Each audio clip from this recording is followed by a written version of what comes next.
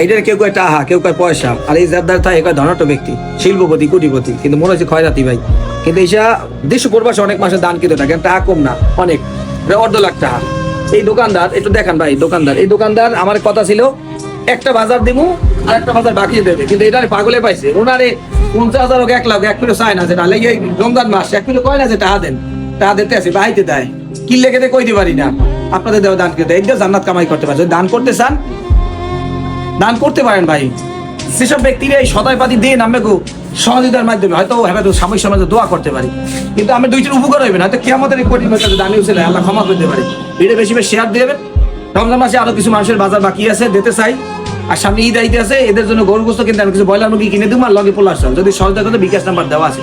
ভালো থাকবেন, আসসালামু আলাইকুম রহমতুল্লাহ।